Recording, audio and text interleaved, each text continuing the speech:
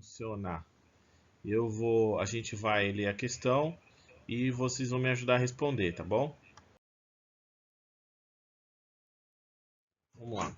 Então, os termos técnicos de enfermagem geralmente são mais utilizados por técnicos e auxiliares de enfermagem, enfermeiros e até futuros médicos ou estudantes da área da saúde para descrever assuntos relacionados diretamente com saúde. Assinale a alternativa que demonstra um desses termos referente à incontinência urinária. Então, essa questão ela está falando sobre o quê? Termos técnicos. Então, esse é um tema também que eles costumam perguntar bastante em provas de hospital, se você conhece os termos técnicos. E aí, cada termo técnico significa algo. Então, você tem que saber os termos técnicos.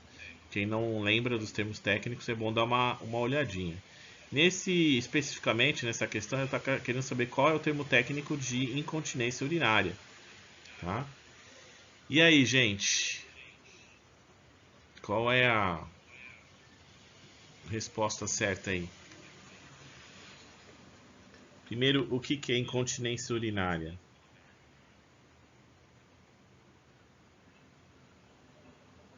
Alguém lembra?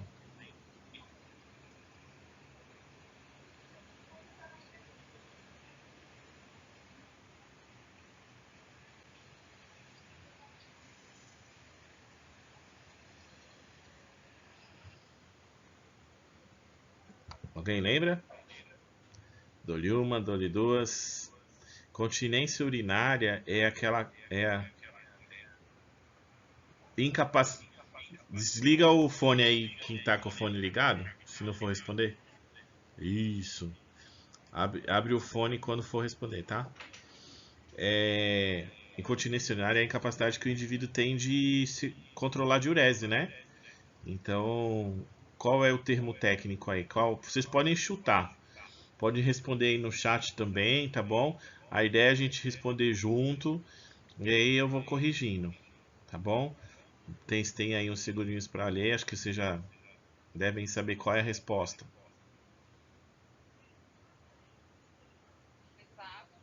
Letra A. Alguém mais acha que é a letra A? Letra B. Tudo bem, mais alguém?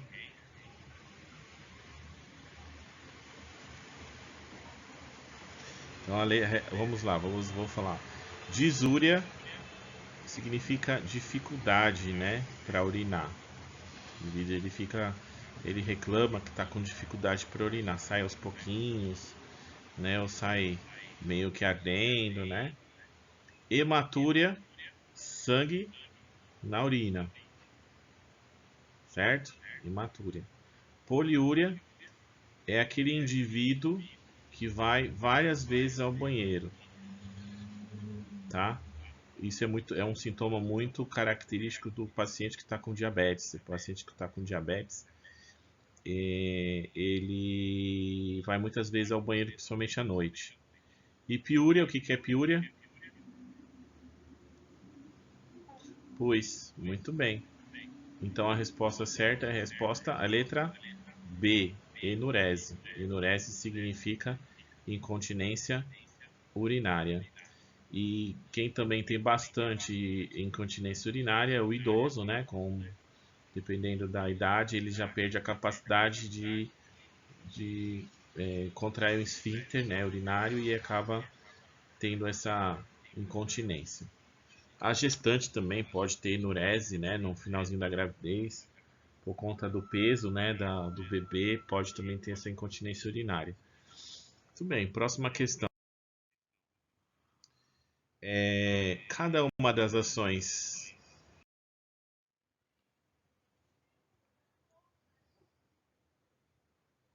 Vamos lá.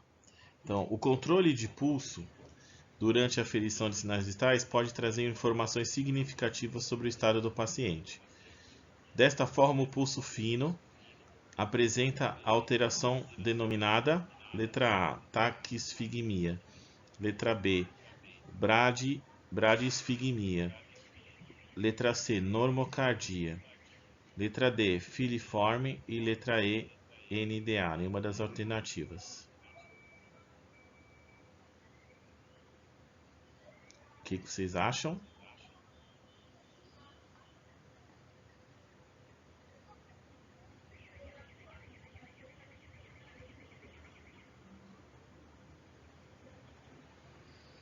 Ah, mas professor, o que significa taquisfigmia e bradisfigmia? Vocês iam fazer essa pergunta?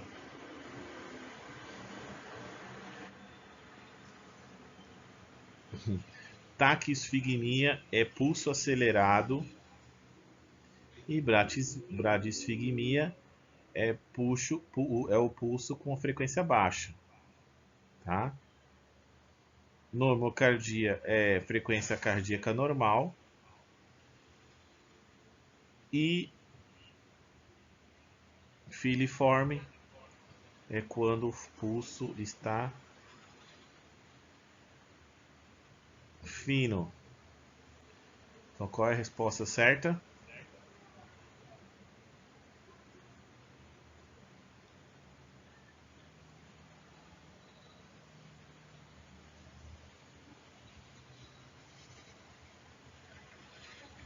Oiê!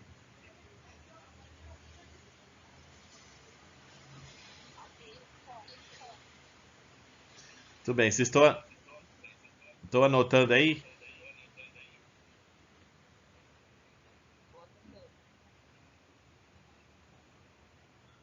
Muito bem. Então, quando a gente está verificando o pulso do paciente, a gente vai verificar o pulso em vários locais, né?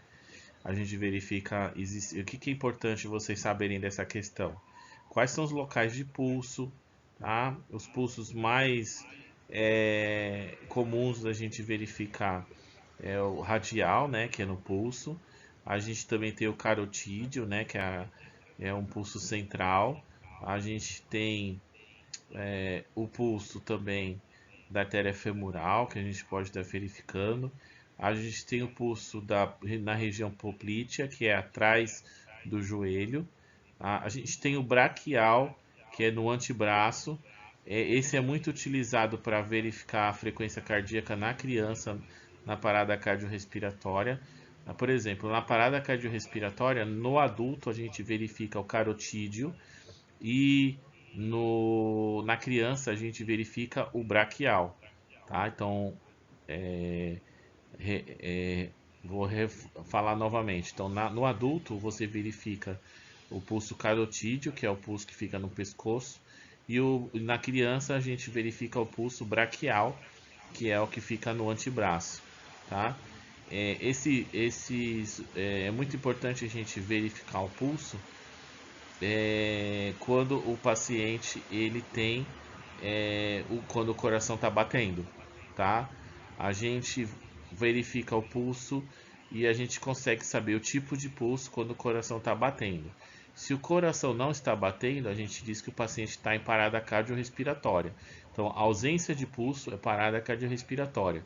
Mas se o paciente tem pulso, ou seja, o coração ele está batendo e está fazendo onda de pulso na artéria e a gente consegue sentir, aí a gente tem que avaliar o que? A gente tem que avaliar a qualidade, o tipo, a frequência, o ritmo desse pulso, tá?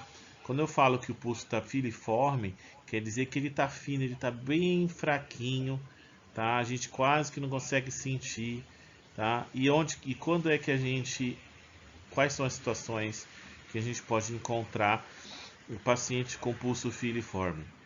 Principalmente paciente em estado de choque, tá? Paciente em estado de choque, quando você apalpa o pulso dele, tá? Você vai sentir, quando você palpa o pulso dele, você vai sentir esse pulso fino, tá? Isso é um sinal de que esse paciente está em estado de choque, tá? Então, só para vocês não esquecerem, filiforme, tá? É um pulso fraco, a gente encontra bastante em paciente em estado de choque.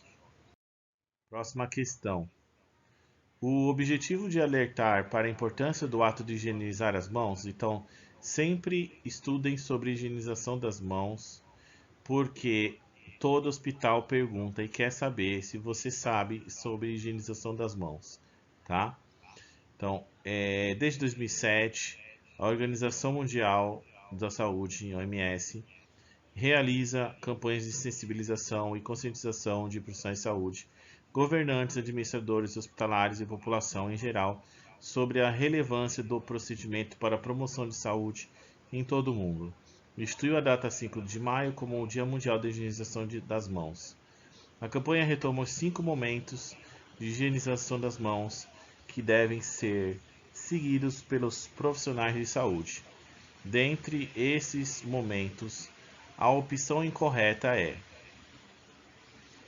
letra A, antes e após o contato com o paciente; B, antes da realização de procedimentos assépticos; C, após risco de exposição a fluidos corporais; D, antes e logo após calçar as luvas; e E, após o contato com áreas próximas ao paciente.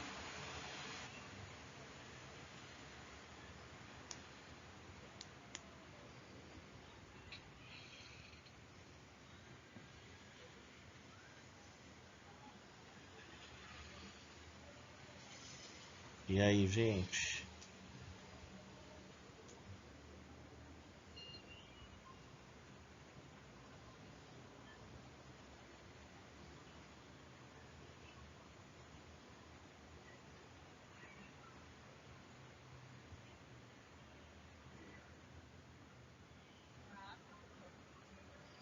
Ó, dentre esses momentos, a opção incorreta é: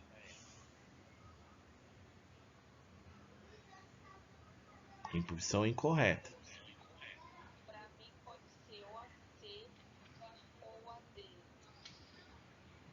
Então vocês estão em dúvida entre a C e a D.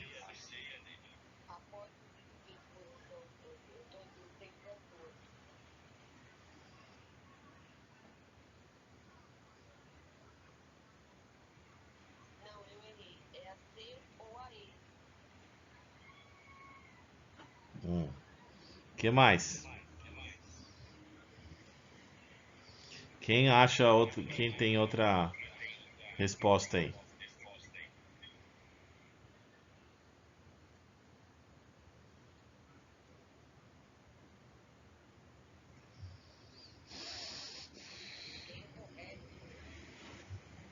É incorreto.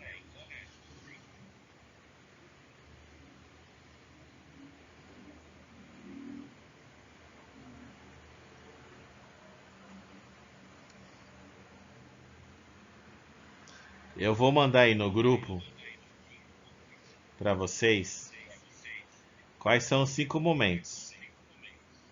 E aí vocês vão decorar isso. Porque eles perguntam nas provas e ainda faz você falar de cor. Aí vocês já podem responder. Olha direitinho a questão em cima do que eu mandei para vocês.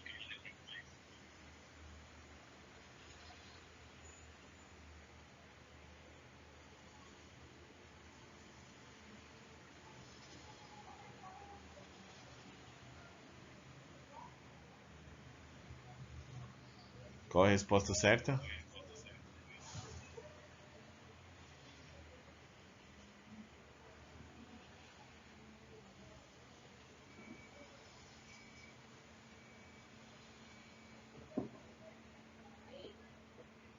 Olha direitinho.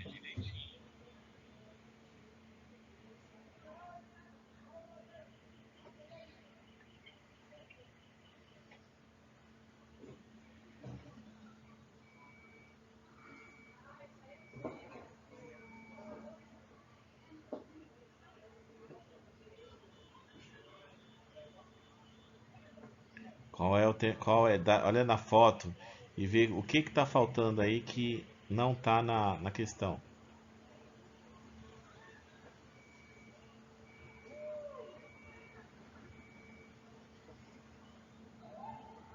Vocês estão tímidas.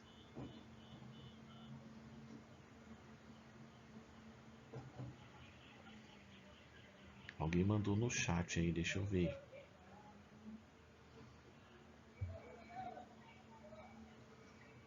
E aí, gente, qual é a resposta certa? Incorreta, né, na verdade.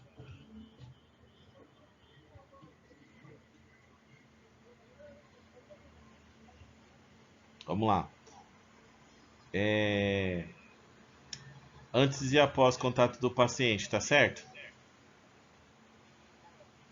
Antes de realização do procedimento asséptico, tá certo?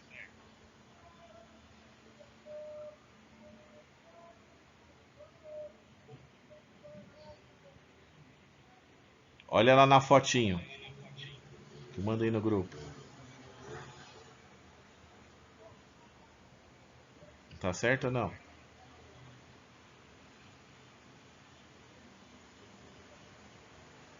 Por exemplo, antes de vocês puncionarem uma veia, vocês precisam fazer higienização das mãos?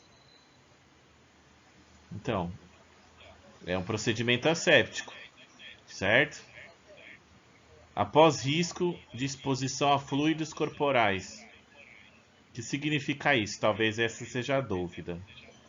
Qualquer suor, sangue, secreção que vocês provavelmente tenham se dado contato, precisa lavar as mãos? Certo. Antes e logo após calçar as luvas.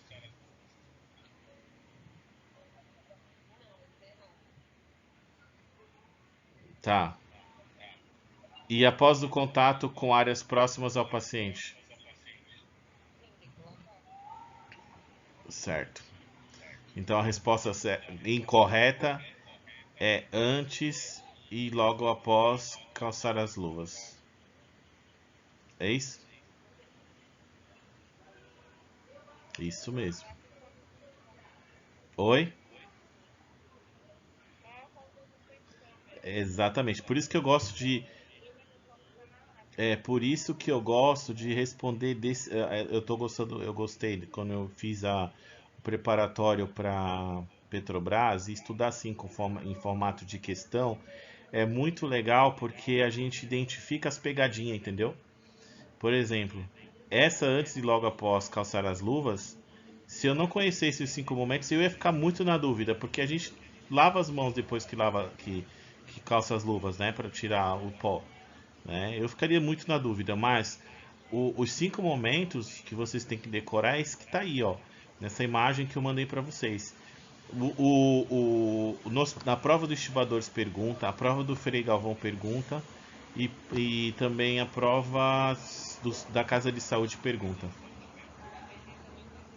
Benê pergunta também? Tá, então ó, decorem esses 5 aí. E você respondeu direitinho? Então muito bom. Então já sabe que tem que decorar essa aí, hein? Vamos para a próxima. Temperatura corporal é o equilíbrio entre a produção e a perda de calor do organismo, mediado pelo centro termorregulador. Este sinal vital pode ser verificado na região axilar, inguinal, bucal ou retal. A temperatura axilar é a mais comumente verificada e é correto afirmar que, segundo Oliveira, que é o autor, né, da referência, o seu valor normal varia no adulto entre. Qual é a resposta certa? 34, 35,5, 35,5 a 36,9, 37 a 37,7, 38, 39 ou 39, 40 graus. Mais alguém? B também. Tá, então todo mundo acertou aí que respondeu a letra B.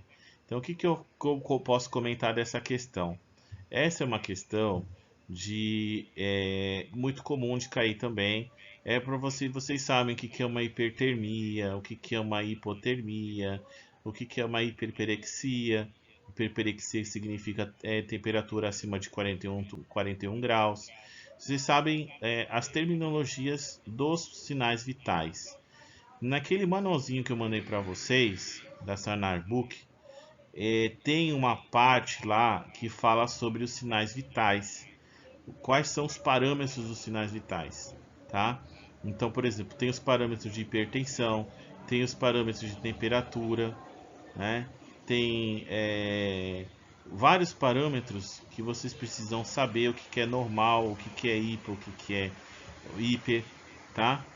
Para não cair na pegadinha. Então está bem fácil, né? 35,6, 37, 36,9 é o normal aí no adulto, na temperatura axilar. Próxima questão.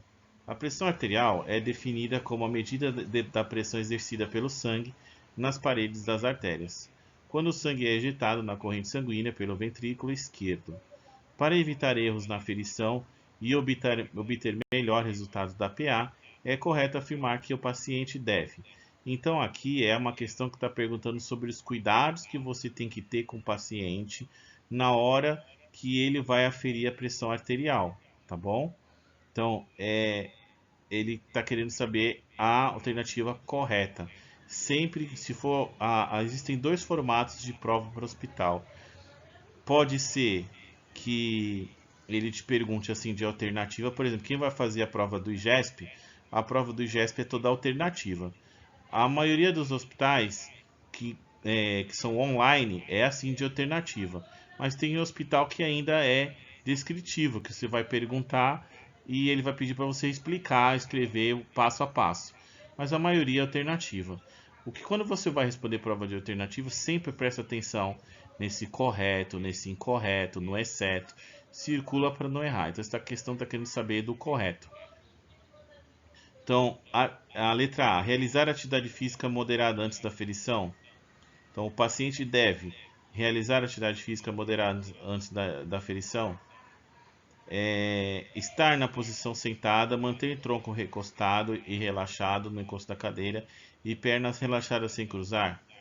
Comer, fumar, ingerir bebida alcoólica ou café antes da bebida. Manter o braço posicionado verticalmente, alinhado ao corpo durante a medida.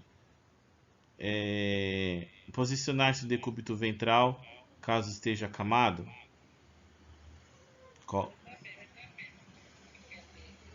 Letra B. Todo mundo acertou, muito bem. Essa tá fácil, né? Então, todo o restante é o que não deve ser feito, certo? Então, se você fosse responder essa questão, você colocaria a letra B. Se você tivesse que descrever ela ao invés de responder a alternativa, você colocaria colocar o paciente em posição sentada, manter o tronco recostado, não cruzar as pernas, é, verificar se o paciente fez atividade física antes da ferição, se ele comeu, fumou, ingeriu bebida alcoólica nos últimos 30 minutos. Manter o braço posicionado verticalmente nunca, né? Ele não pode estar com o braço esticado, alinhado ao corpo. E também não posicionar o paciente de decúbito ventral, né? De barriga para baixo. Muito bem, próxima. Essa questão aqui eu não vou resolver cálculo. Eu vou ajudar vocês a pensarem em chegar na conclusão comigo em raciocínio, tá? Se vocês quiserem pegar um papel, escrever aí, fazer a continha para chegar, mas é bem fácil essa questão, uma questão de dipirona, um cálculo, existem é, cálculos mais complexos, inclusive eu dou cálculo de medicação, mas o cálculo de medicação, o curso de cálculo medicação que eu dou é presencial. Eu até tenho um tempinho aí, nesse sábado aí, quem tiver interesse de fazer um curso de cálculo de medicação me sinaliza aí também para a gente fazer um curso de cálculo. Pois é, tinha que ser na quinta, né? Vamos ver. Então vamos lá. Uma paciente internada na sala de recuperação de hospital recebe uma prescrição médica de 1000 mg endovenosa.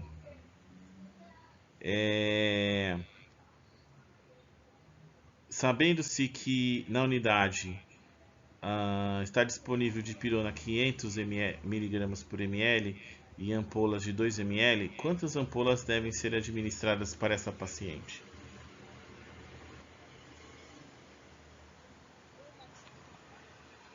Opa! Quem mais?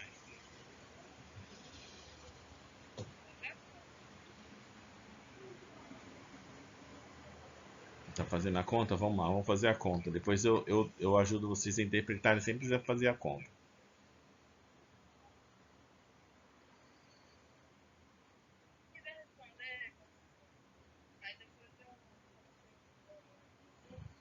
Tu faz a conta depois? Tá, então vamos lá, ó. Sempre quando vocês forem fazer cálculo de medicação, vocês sempre colocam em cima o que está prescrito e embaixo o que o médico, o que você tem, tá? Coloca o que está prescrito em cima e embaixo o que você tem. Então, o que foi prescrito? 1000 mg de dipirona, tá? Então, 1000 mg está para X, tá? Bem, aí o que eu tenho?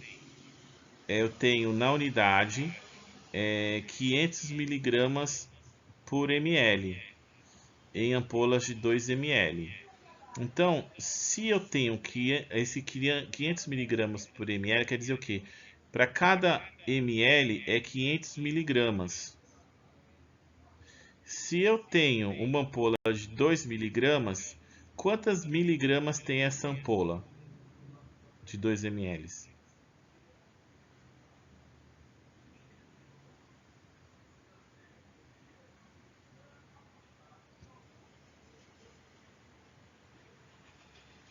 Entenderam a pergunta?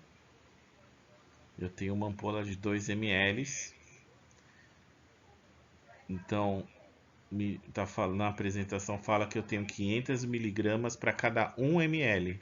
Se eu tenho, se eu tenho 2 ml, então quantas miligramas tem essa ampola? 500 mais 500 dá quanto? 1000. Então, uma ampola de 2 ml tem 1000 miligramas. Então, quantas ampolas eu vou fazer nesse paciente?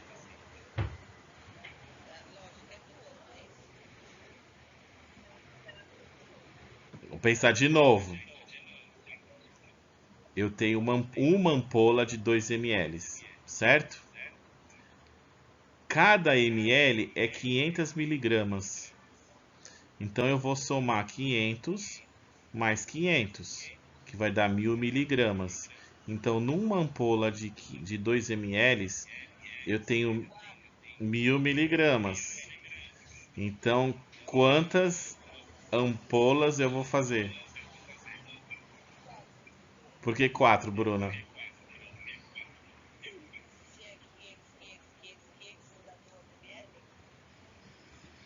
Quantos 500 você está contando aí, Bruna?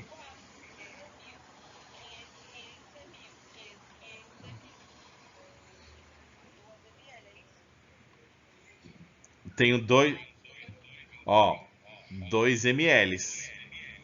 1 ml mais 1 ml. Cada ml tem 500. 500 mais 500 dá 1000 em uma ampola. O médico está pedindo 1000 miligramas. Quantas ampolas eu vou fazer?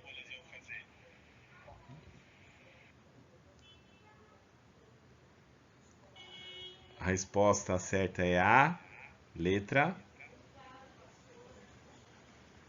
Alguém ajuda?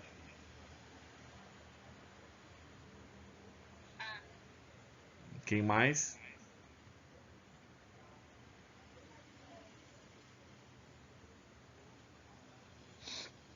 Mais alguém? Continua nas 4, Bruna? Ou você já entendeu? Você vai precisar dessa minha aula particular mesmo, né, Bruna?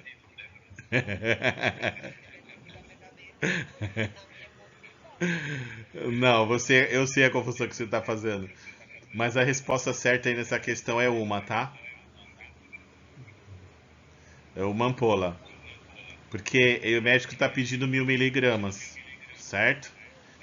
Eu tenho uma ampola de 2 ml, tá? Então, um ml tem 500 miligramas. Então, 500 mais 500, 1000 miligramas. Então, uma ampola tem 1000 miligramas. Entendeu?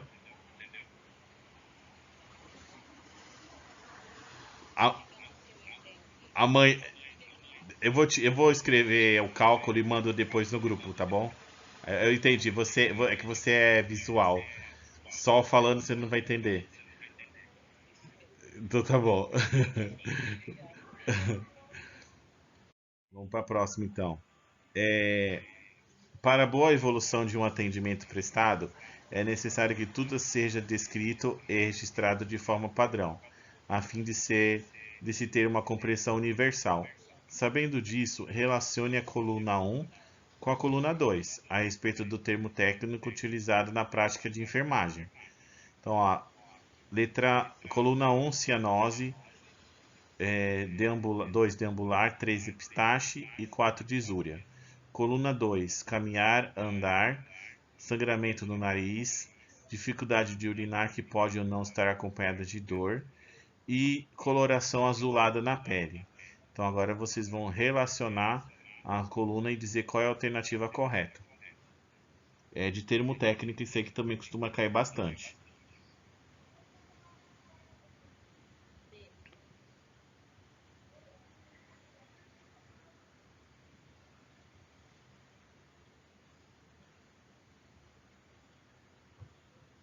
Mais alguém? Deixa eu dar um tempinho para ver se mais alguém responde.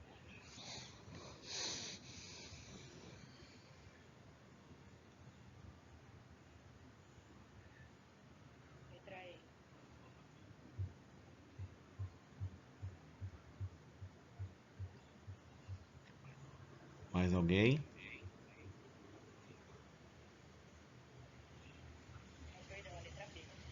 B. Tá. Então vamos lá.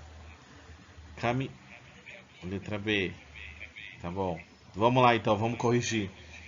Caminhar, andar significa o quê? Deambular, então é 2. Sangramento no nariz. Isso, muito bem, então é 3. Dificuldade de urinar que pode ou não estar acompanhada de dor. Disúria, muito bem. E coloração azulada na pele. Muito bem, então é a alternativa B de bola. Perfeito. Vamos para. Qual das doenças abaixo não é uma doença de notificação compulsória no território nacional? Doença de notificação compulsória é aquela doença que é transmissível, que tem necessidade de preencher aquela folha de notificação compulsória e ela tem uma alta periculosidade, ela é acompanhada pela vigilância epidemiológica, então existe uma lista enorme de doenças que você precisa estudar e saber quais são essas doenças, quais são doenças que são de notificação semanal e também doenças que você tem que notificar em 24 horas. Aí tem uma doença que não é de notificação compulsória, tá? Então, dentro do conhecimento de vocês, quais vocês acham que é a resposta certa aí? Que não é uma doença de notificação compulsória. Letra C. Letra C, letra C, muito bem. Então, dessas alternativas aí tá fácil, né? Então, dessas alternativas aí que não são doenças de notificação compulsória, somente a letra C que está. Senão a gente tava lascado também, né? Se tivesse que notificar cada pessoa hipertensa, a gente não ia fazer mais nada. É isso mesmo, letra C. Essa questão é sobre biossegurança, né? Se vocês têm entendimento aí de risco biológico, tem duas imagens aí, e aí cada imagem significa alguma coisa. Imagina, você está lá trabalhando, tem um saco de lixo que está identificado, tem um lugar que está identificado. Qual é o sinal de cada um, né? Que significa? Isso daí é padronizado. Você vai levar o paciente no, no lugar também, no setor também tem identificado. Então, a sinalização da presença de riscos no local de trabalho é uma medida de prevenção de acidentes.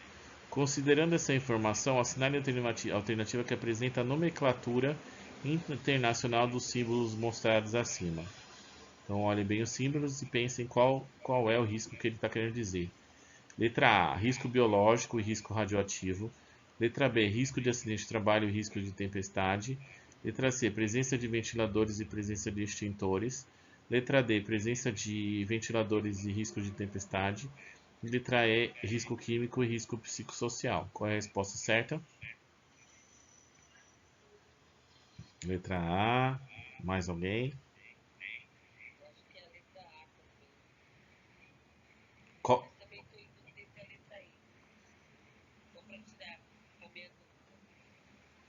ah, qual é a letra A é o quê? Ou desculpa, o primeiro desenho é o quê? Qual o risco?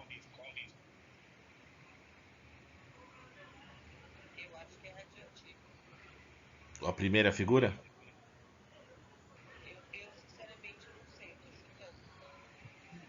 Chutou, chutou na trave. Que o risco radioativo é o do lado.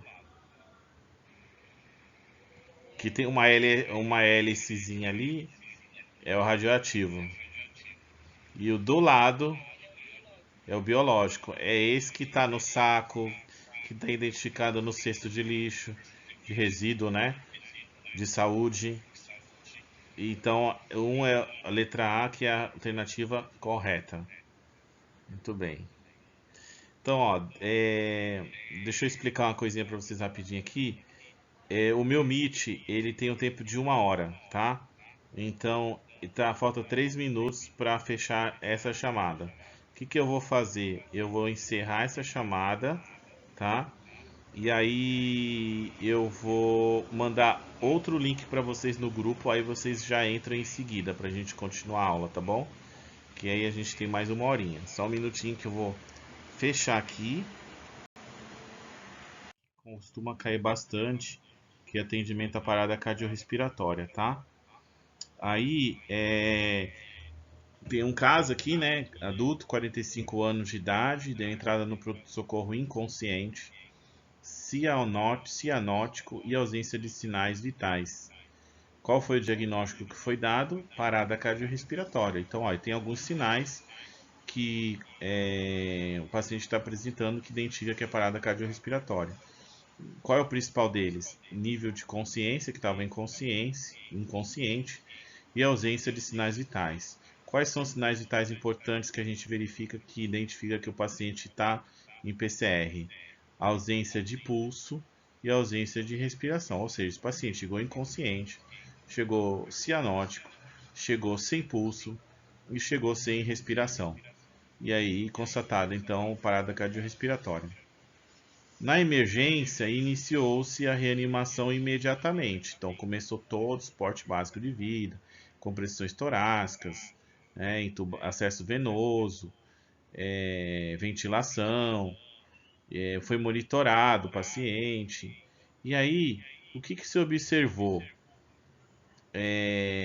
Que seria necessário utilizar algumas medicações para reverter esse paciente, reverter a parada cardiorrespiratória. Existem algumas medicações que são utilizadas em parada cardiorrespiratória e outras não, que é exatamente isso que ele quer saber nessa questão. Quais são aí as medicações que não são utilizadas no atendimento à parada cardiorrespiratória? Letra A, xilocaína, adrenalina e bicarbonato. B, dopamina, adrenalina e atropina. C, adrenalina, omeprazol e atropina. D, xilocaína, bicarbonato e sulfato de magnésio. Qual é a resposta aí?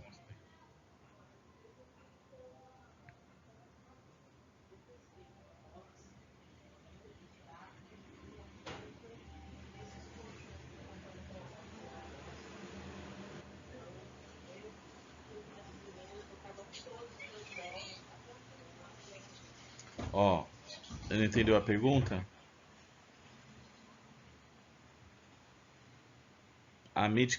Aí, ó, durante o procedimento foram usadas drogas para reverter o quadro, exceto quais são aí, ó, tem alguma medicação aí que não foi utilizada porque não é droga de parada cardiorrespiratória. Tem dentro dessas alternativas uma droga que não é. E é isso que ele quer saber. Qual é a alternativa que tem droga que não é para ser usada?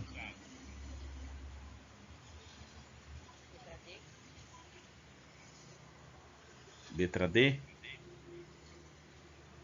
D de dado? Vamos lá, mais alguém?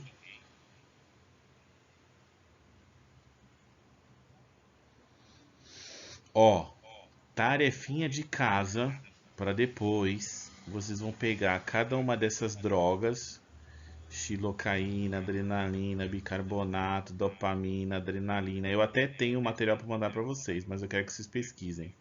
Atropina, omeprazol, xilocaína, bicarbonato, sulfato de magnésio.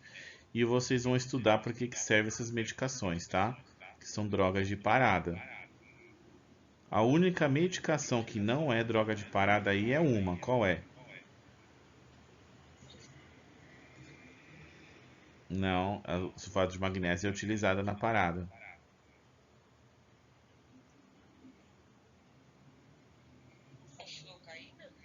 Xi- Xilocaína também é utilizada na parada. Então, o omeprazol serve para quê?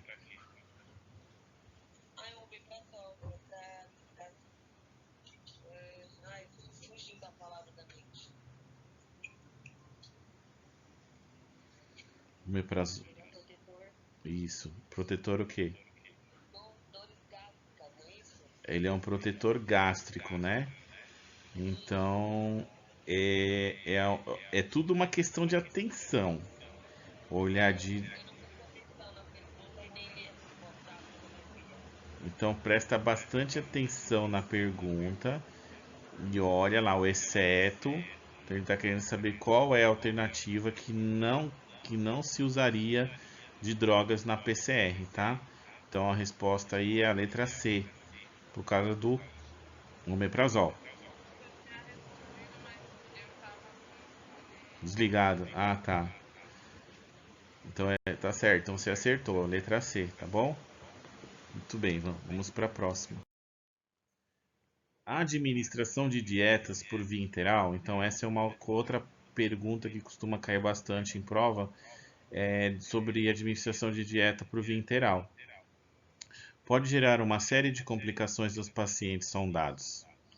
Em pacientes que apresentem náuseas, vômitos, gases e cólicas relacionadas a esta prática, é indicado.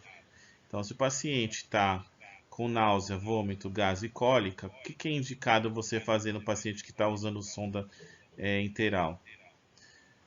Letra A. Sugerir aumento da ingesta de líquidos se não houver restrição hídrica. Letra B. Higiene e limpeza rigorosas durante o preparo e conservação e administração da nutrição interal. C. Aumentar o volume gradativamente, avaliando-se a tolerância do paciente. Letra D. Sugerir a troca da sonda nasogástrica por uma sonda nasointeral ou pilórica.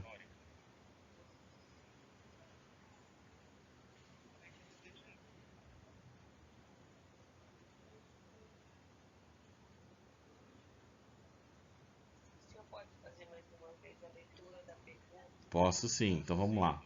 A administração de dietas por via interal pode gerar uma série de complicações aos pacientes que são sondados.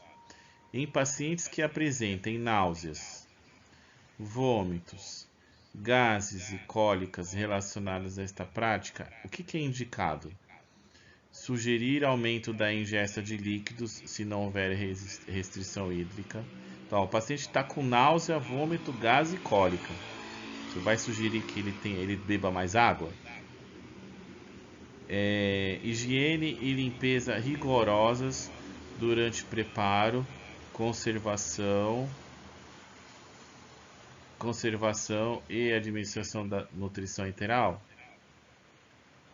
Então, será que pode estar causando falta de higiene, uma infecção, alguma coisa assim pode estar provocando isso? De repente o paciente está com uma infecção intestinal por conta de uma higiene não feita corretamente? Aumentar o volume gradativamente, avaliando a tolerância do paciente. O paciente já está com náusea, vomitando. Eu vou aumentar o volume até ver qual é a tolerância dele? Ou sugerir a troca da sonda nasogástrica por uma sonda nasointeral ou transpilórica? Qual é a resposta certa?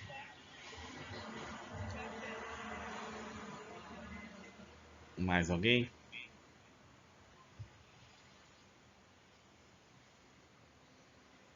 Vamos lá. Letra A. Sugerir aumento da ingesta de líquido se não houver restrição hídrica. Então, o paciente está, vamos imaginar, o paciente está vomitando, está com náusea, e ele está estufado, né? Está cheio, né? Então, eu não vou colocar mais líquido para ele e também não vou aumentar o volume, né? Na verdade, eu vou diminuir o volume. Eu vou ir diminuindo o volume para até a tolerância dele, né? E também, esse paciente já está com uma sonda enteral. Não vou trocar a sonda nasogástrica por uma sonda nasoenteral. Então a gente tem que ter o cuidado aqui, onde? Na higiene e na limpeza durante a troca, né? Para evitar a contaminação do equipo, da sonda, porque isso que pode levar a infecção e provocar no paciente náusea, vômito, né? Por causa de uma infecção intestinal decorrente de uma intoxicação, né? De uma infecção. Então, letra B. Próximo. Nitratos. Aí está falando de classe de medicamentos. Vocês têm que saber o que significa nitratos, tá? São medicamentos que promovem vasodilatação e principalmente venosa. Diminuem a pré-carga e pós-carga ventricular, trabalho cardíaco e o consumo de oxigênio. Não devem ser utilizados de rotina visto que não diminuem mortalidade e sim morbidade. São utilizados para alívio de dor isquêmica, congestão pulmonar e diminuição pressórica. Logo após o primeiro eletro, nos casos em que houver dor torácica isquêmica, deve ser administrado nitrato, que é o dinitrato de isosorbicida 5 mg ou mononitrato de isosorbicida 5 mg por via. Então, nós estamos falando do Isordil aqui, tá? É um medicamento que é utilizado no paciente que está com dor torácica, característico de infarto agudo do miocárdio, e esse paciente ele precisa de um vasodilatador que vai fazer com que as coronárias elas dilatem e assim reduza o consumo de oxigênio e alivia a dor. Então, esse medicamento específico, o Isordil, que é um nitrato, ele deve ser feito com qual via? Endovenosa, oral, subcutânea ou sublingual?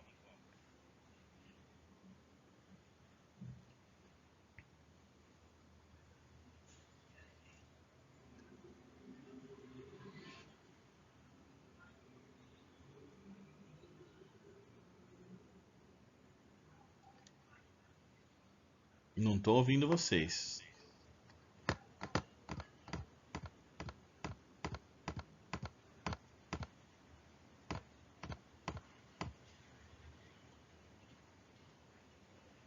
Vocês não sabem? É isso? Tá. Então, prof vai ajudar. O nitrato, e como eu falei para vocês, né? Ele é para promover a vasodilatação arterial e principalmente a venosa, para reduzir pressão, para reduzir o trabalho cardíaco, reduzir o consumo de oxigênio e acaba aliviando na dor. Quando o paciente chega na emergência com essa característica de dor torácica, o médico pedir Isordil para vocês. O Isordil é um medicamento bem pequenininho que vocês vão colocar debaixo da língua do paciente, tá bom? Tá?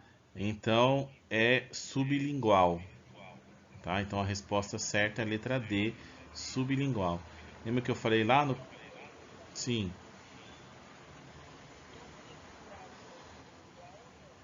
sim.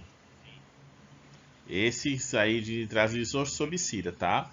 Que é o Isordil.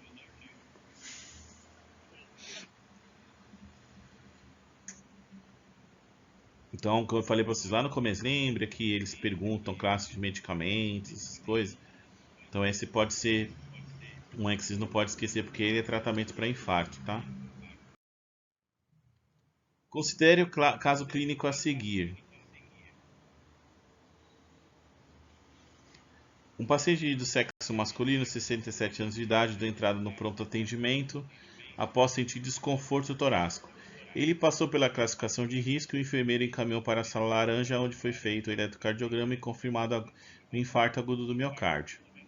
No tratamento do infarto agudo do miocárdio, são utilizadas drogas específicas. Sobre essas drogas, assinale a alternativa correta.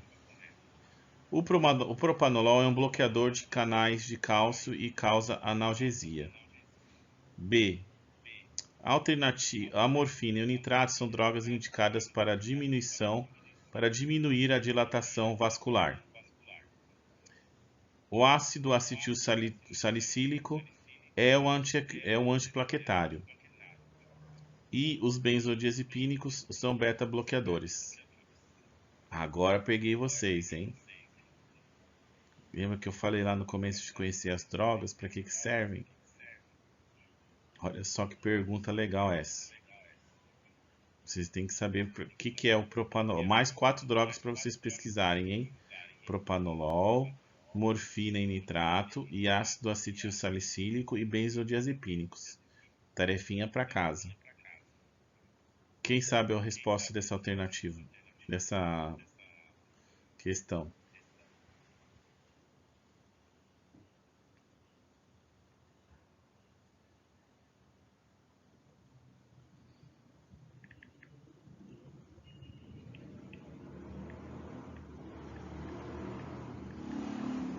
Olha a gente pesquisando aí, hein? Olha, se eu tô escutando toque, toque, toque, toque. Ai, ai, ai. Olha lá, o propanolol é um beta-bloqueador, ele não é um bloqueador de canal de cálcio, ele bloqueia o receptor beta, tá? A morfina e o nitrato são drogas que vão aumentar a dilatação e não diminuir a dilatação, elas são vasodilatadoras, tá? Os benzodiazepínicos são o que? São diazepam, né? Clonazepam, tá? São aqueles sedativos, né? Pode. Muito bem. Ácido acetil salicílico é um antiplaquetário, aquele que a gente, no caso do infarto, você vai. Oi? É o AS, isso mesmo.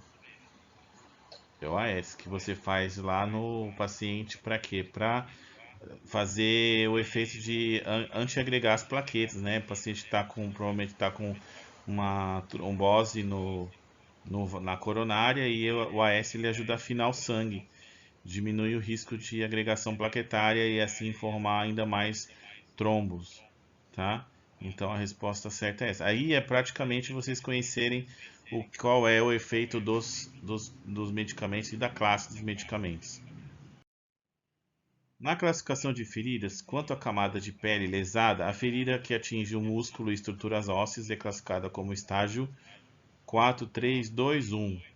Qual é a resposta certa?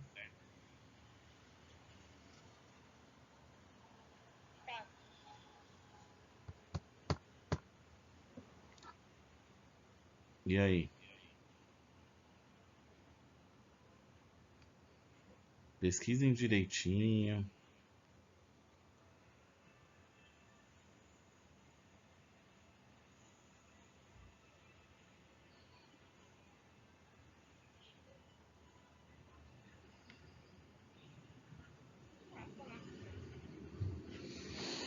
Mais alguém? Todo mundo 4? Tá fácil essa, né? Então, ó, estágio 1 é quando você tem o comprometimento da epiderme.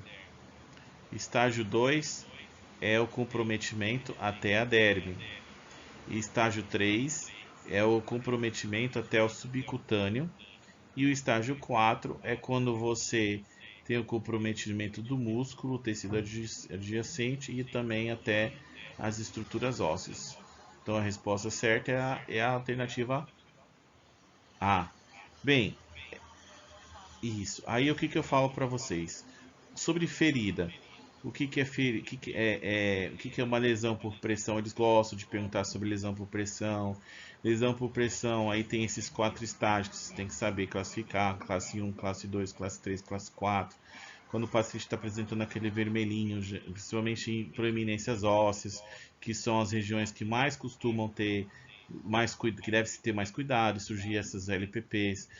é lembrar que a lesão por pressão, ou a prevenção de lesão por pressão faz parte, é a sexta meta de segurança do paciente, tá? Prevenção de lesão por pressão, que existem várias medidas que podem ser tomadas para prevenção de lesão por pressão, e a principal delas é a mudança de decúbito, que deve ser feita de 2 em 2 horas, ou a menos se tiver necessidade, se o paciente estiver muito desnutrido, se estiver chocado, se estiver com hipoperfusão. Às vezes, uma lesão por pressão ela abre por minutos, por exemplo, se o paciente estiver chocado, porque ele está com hipofluxo no tecido, então ele pode abrir uma lesão muito rápido, tá? Então, vocês têm que ter cuidado, principalmente na mudança de decúbito, fazer massagem de conforto nessas regiões de proeminência óssea, proteger as proeminências ósseas. Se o paciente apresentar lesão já, se a lesão for aberta, trocar os curativos, fazer o curativo da maneira correta, quais são os tipos de curativo que tem que ser colocado nas feridas, tá? Então existe aí toda uma questão das feridas que se precisam ter conhecimento. Mas quando se fala de lesão por pressão, o principal cuidado é a mudança de decúbito, tá bom? Que eles costumam perguntar bastante em prova. Uma mulher de 58 anos deu entrada na unidade de emergência com sintomas de início súbito de perda de força, sensibilidade, dificuldade de fala, dificuldade visual, cefaleia intensa, súbita e desequilíbrio. O acompanhante referiu que o tempo do início dos sintomas até aquele momento era de 2 horas. Foi confirmado o diagnóstico de AVC isquêmico. Considerando o histórico apresentado, é correto afirmar que. Então vamos lá, vamos destrinchar essa questão para ajudar vocês na resposta.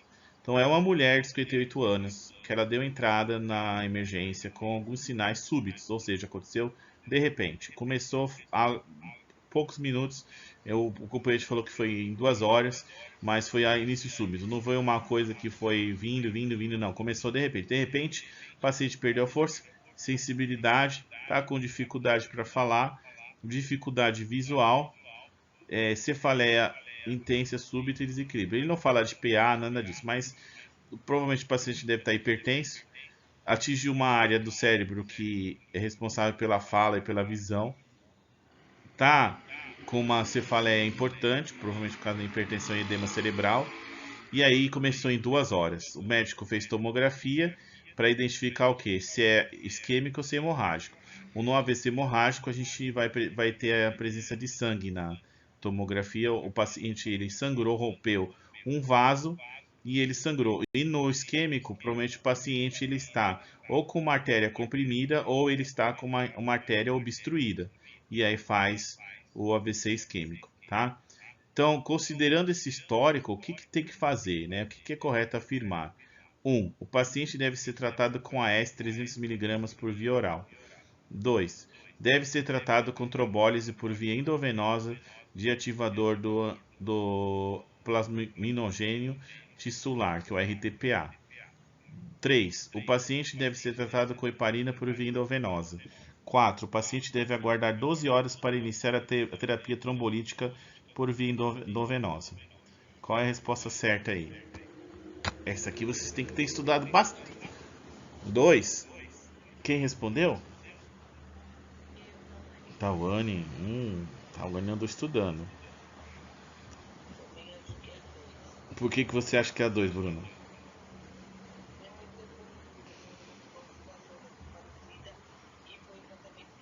Certo, muito bem. Você não esquece mais essa, hein?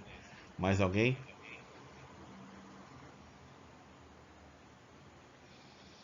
Então não esqueça. Mas por que foi feito RTPA? Tem uma deixa aí, tem uma indicação. O que vocês acham? Por que foi feito RTPA ou não foi feito outra coisa? O AS não tem. Pode até ser feito, mas depois. Heparina também depois. Mas depois do que? No caso, a heparina. Precisa esperar 12 horas para iniciar a trombólise? Não.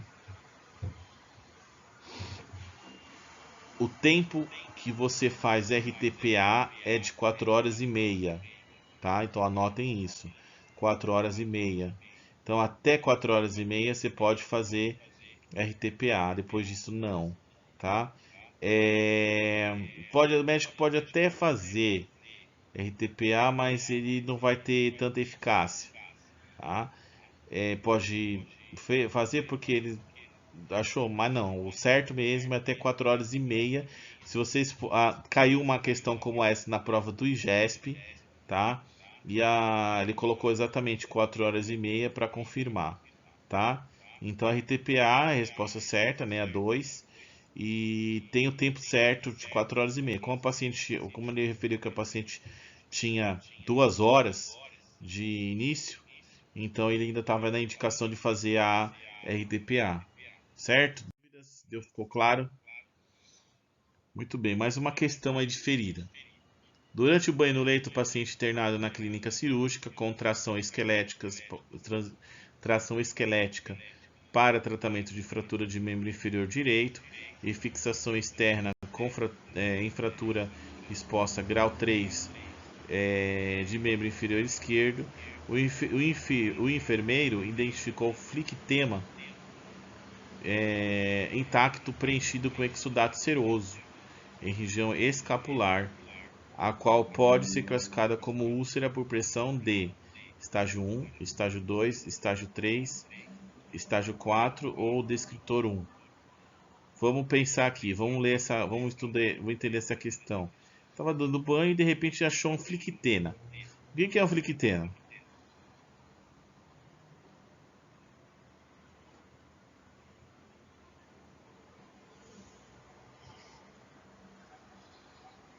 É um termo técnico, tá? É flictena. Na verdade, tem literatura que fala flictena, flictema.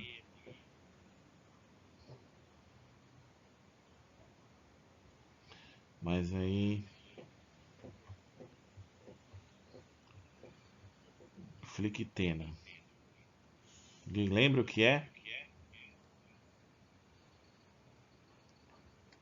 E a região escapular. Onde fica a região escapular?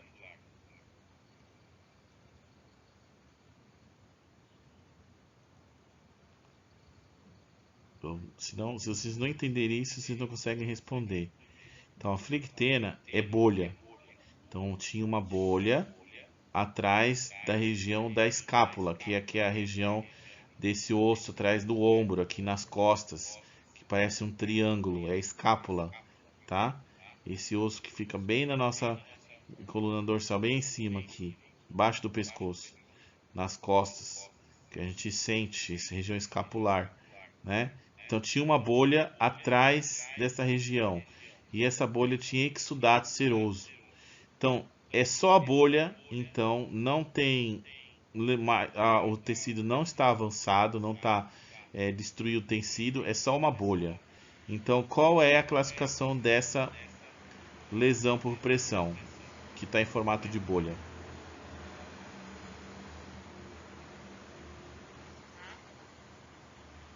A, é, estágio 1 é só vermelhidão, lembra? É a B. A letra B, ela é a formação da bolha, só pega a derme, tá? Estágio 1, epiderme. 2, derme, né? Estágio 3, subcutâneo e 4, músculo, certo? Então a resposta certa aí nessa questão é estágio 2. Vocês têm que guardar a profundidade, onde que atinge, né, essa região, as regiões das classificações de ferida. Então é a estágio 2, letra B. Certo? Então quase fechando. Vamos falar de PCR.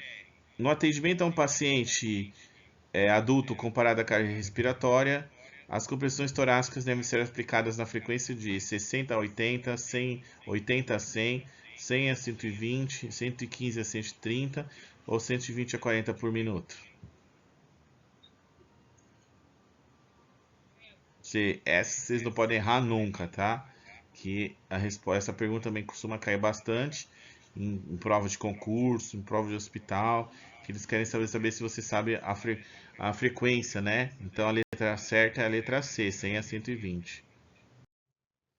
A parada cardiorrespiratória, PCR, é caracterizada pela interrupção brusca da circulação sistêmica e da respiração, devido à redução de oxigênio e de nutrientes para os tecidos corporais, há maior risco de morte do indivíduo, o que torna a PCR uma grande emergência médica. Conforme a American Heart Association, referente ao atendimento a uma PCR, assinale a alternativa correta. Tá? Não se atentem a essa tesourinha, tá? Essa tesourinha não quer dizer que a resposta é essa. Pode ser qualquer uma dessas. Então, letra A. Para as compressões torácicas eficazes, todos os socorristas devem fazer compressões a uma frequência de 100 a 110. O tratamento medicamentoso de primeira escolha em pacientes com ritmo de atividade elétrica sem pulso, que é a AESP, é a epinefrina. Letra C. O principal pulso de escolha para checar a PCR é o da região femoral. D. Realizar ventilações na proporção de 30:2 em pacientes com via aérea definitiva. E as compressões torácicas devem chegar a pelo menos 4 centímetros de profundidade e não superior a 7 centímetros. Qual é a resposta certa?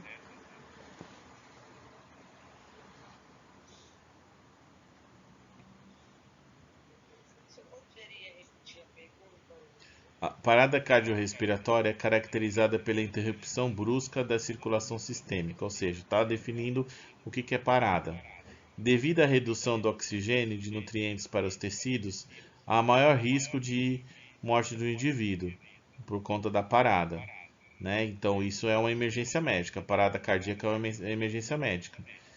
Conforme a American Heart Association de 2020, que é a última atualização, referente ao atendimento a uma parada cardiorrespiratória, assinale a alternativa correta.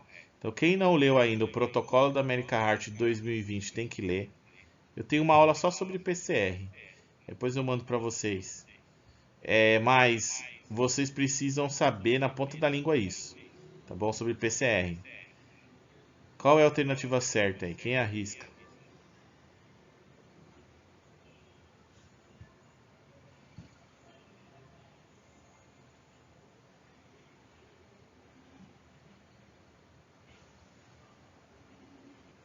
Nenhum palpite?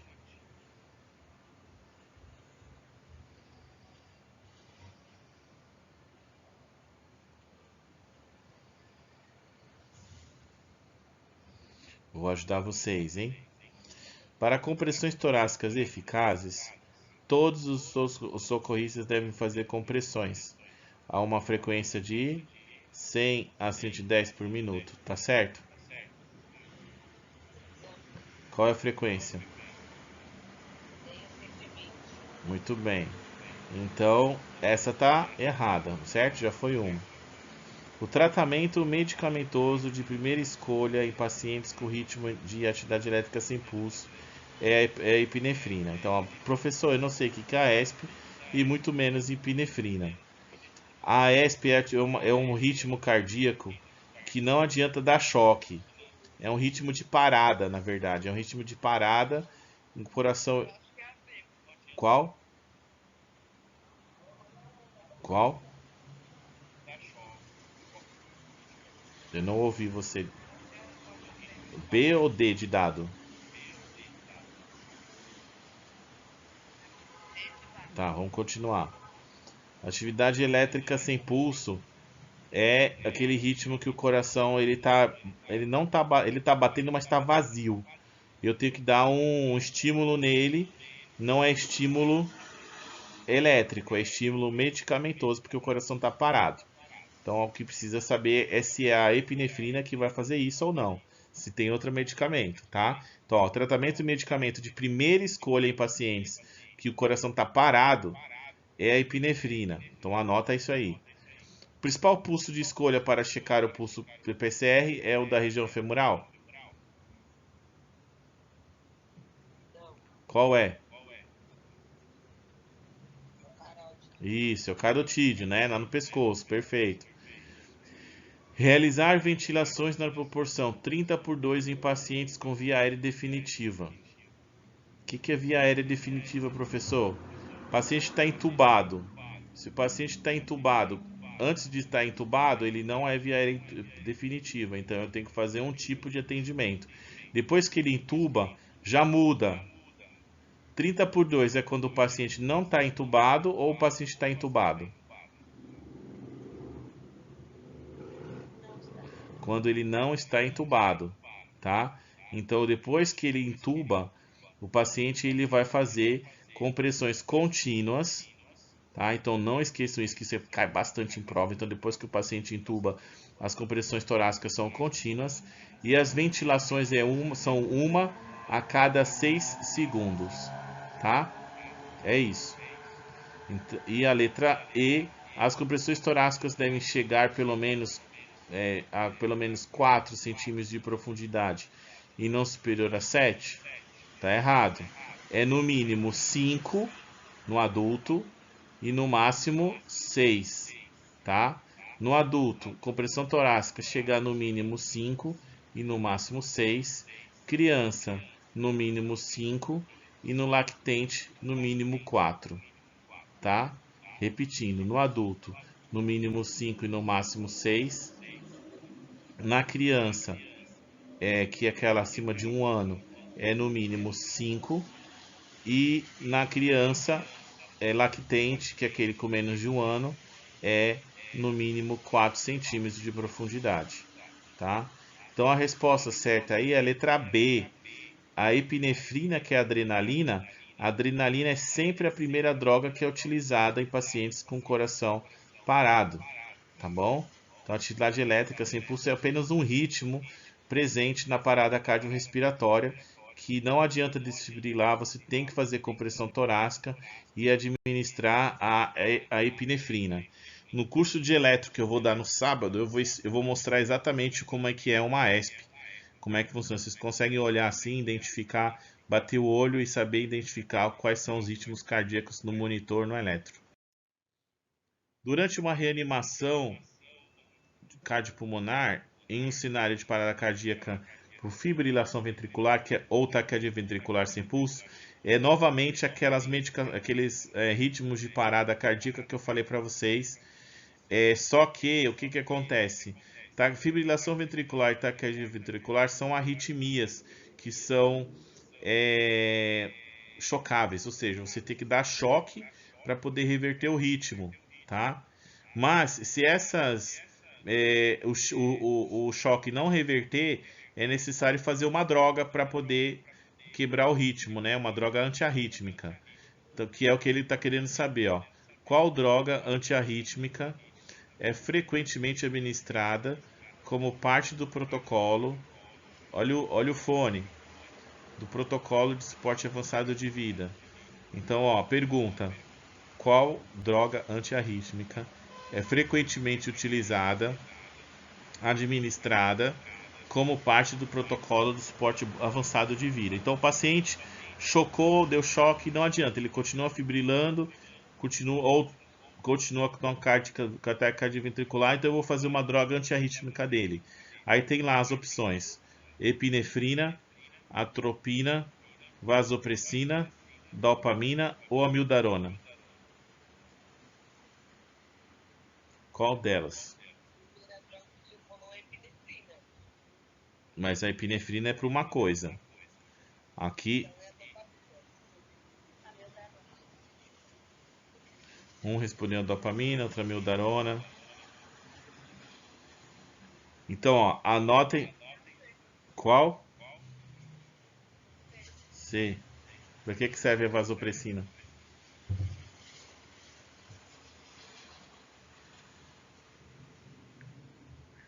Todas essas drogas, vocês vão estudar elas. Eu vou falar para que serve, tá?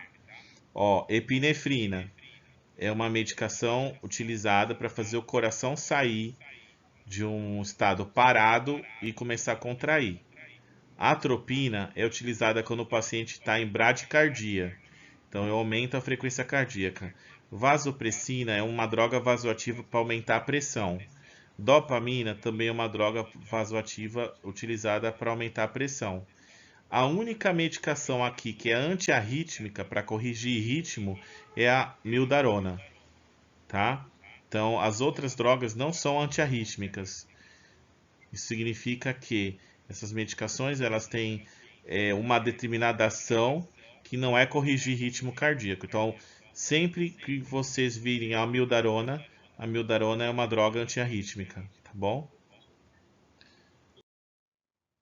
Olha o fone. A qualidade do atendimento é fundamental para que os indivíduos reanimados tenham os melhores resultados possíveis.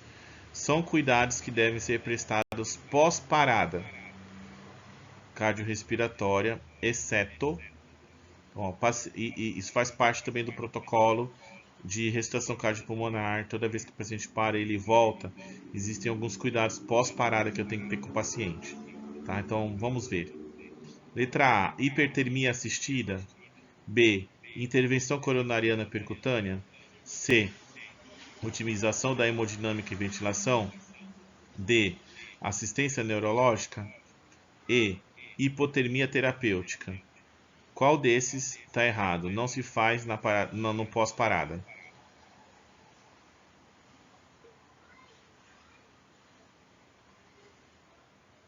Mais alguém?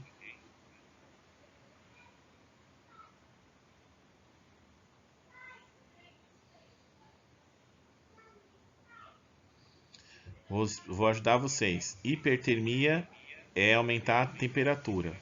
Vou aumentar a temperatura. B: intervenção coronariana percutânea. Vou precisar de um marca-passo nesse paciente? Pode se precisar, sim. Otimização da hemodinâmica e ventilação. Vou deixar esse paciente bem superficial, com uma ventilação basal, a hemodinâmica, a pressão dentro dos valores normais, né, toda estável. Assistência neurológica.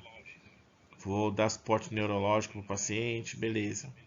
Hipotermia terapêutica. Vou baixar a temperatura. Qual que vocês responderiam aí? Uma já falou que um já respondeu a E. Mais alguém responde a E?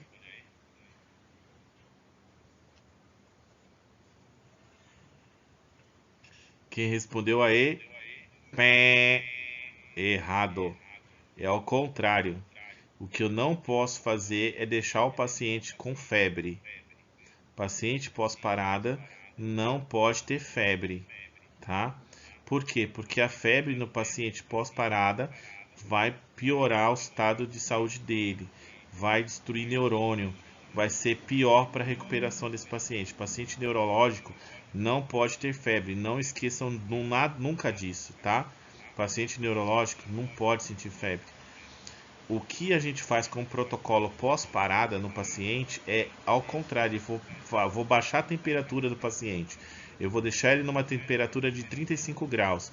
Tanto é que no pós-parada a gente vai colocar soro fisiológico gelado, tá? No paciente, na veia, direto para o paciente, deixar ele por 24 horas em hipotermia, tá? Então a resposta errada, correta aí no caso que não deve ser feito, é hipertermia assistida. O que a gente faz é hipotermia, a gente deixa o paciente em hipotermia para preservar os neurônios dele, tá? Para ele não ter muito trabalho, para que o médico consiga estabilizar e depois trazer o paciente de volta, tá bom? Isso. Deixar ele em hipotermia, tem que deixar ele com uma temperatura baixa. No protocolo da American Heart 2020, esses protocolos eles falam exatamente sobre o pós-parada, de como tem que se fazer. Você vê que são questões, essa caso é uma questão da Fundec, né, para enfermeiro, mas também pode cair para técnico de enfermagem, com relação aos cuidados pós-parada, tá? O paciente adulto está sendo preparado para receber transfusão sanguínea devido a uma anemia aguda. A equipe de enfermagem está atenta à segurança do paciente durante todo o processo de transfusão e busca adotar medidas que minimizem o risco de reações transfusionais. Assinale a alternativa que contém ação prioritária a ser realizada pelo técnico de enfermagem para a prevenção de reações adversas transfusionais. Lembra que eu falei de transfusão de sangue? Cai bastante. Então, quais são os cuidados assim, que eu tenho que ter para prevenir a reação adversa da hemotransfusão? A. Monitorar apenas os sinais vitais antes e após a transfusão. Administrar o sangue em temperatura ambiente. C. Utilizar um equipamento de transfusão comum. D. Realizar a verificação da compatibilidade sanguínea com o receptor. E E. Administrar antialérgicos profiláticos antes da transfusão. Então, assinale abaixo a assertiva que contém a ação prioritária. Então, olha só a pegadinha. O que eu faço primeiro, tá? Para prevenir a reação adversa transfusional, tá? Eu monitoro apenas os sinais vitais. Eu administro o sangue em temperatura ambiente. Temperatura tem a ver com reação adversa. Utiliza um equipamento de transfusão comum. Realizo a verificação da compatibilidade sanguínea com o receptor. Se o sangue da bolsa está compatível com o receptor, tenho que verificar para evitar reação. Ou E, administrar, não faço nada disso, eu só faço antialérgico antes da transfusão, tá certo? Então, qual das alternativas aí é a prioritária? Todas essas estão certas, tá, gente? Porém, uma é a prioritária. Uma eu vou fazer. Essa questão ela é fogo porque ela tá querendo saber o que eu faço primeiro. Qual? B? D? Mais alguém?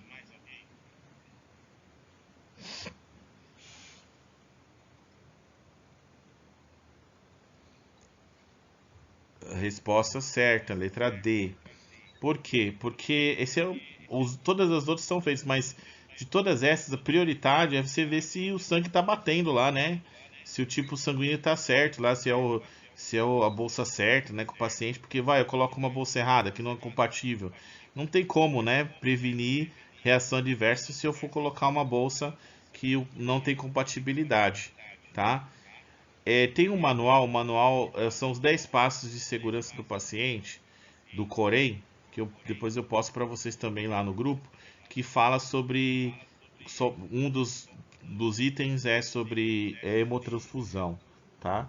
E aí que são os cuidados que tem que ter, né? Na hora que você for administrar, você tem que verificar os sinais vitais antes, conferir, antes disso, né? Conferir o prontuário, ver se é o paciente certo, se a bolsa tá certa, né? Tem que ter o duplo check, né? Verificar o nome do paciente, verificar com a etiqueta se está batendo, perguntar para o paciente qual é o nome dele, ter certeza que é o paciente certo que vai receber a bolsa. Temperatura ambiente está certinho, né? Verificar os sinais vitais antes, durante e depois, tá? Utilizar o equipo certo, pegar um acesso venoso calibroso, tá? Que consiga fazer a transfusão, não administrar o sangue no tempo certo, não pode administrar muito rápido, tá? Observar durante permanecer, olha isso que eu estou falando para vocês, é muito importante. Se vocês forem responder uma prova, permanecer do lado do paciente pelo menos por 15 minutos para verificar se ele não vai ter uma reação alérgica. Se ele tiver uma reação alérgica, você vai parar o que está fazendo, tira a bolsa do paciente, guarda, porque ela vai depois para coisa. Chama o enfermeiro para chamar o médico para ele vir prescrever medicação para o paciente, tá? Se o paciente estiver apresentando temperatura, fazer antitérmico no paciente estiver prescrito, tá? E guardar a bolsa e encaminhar para o banco de sangue. Esses são os cuidados principais que você tem que ter na hemotransfusão, tá bom? Acho que era isso. Acho que não tinha muita coisa para falar, não. Vocês falando, respondendo assim, já dá a entender aí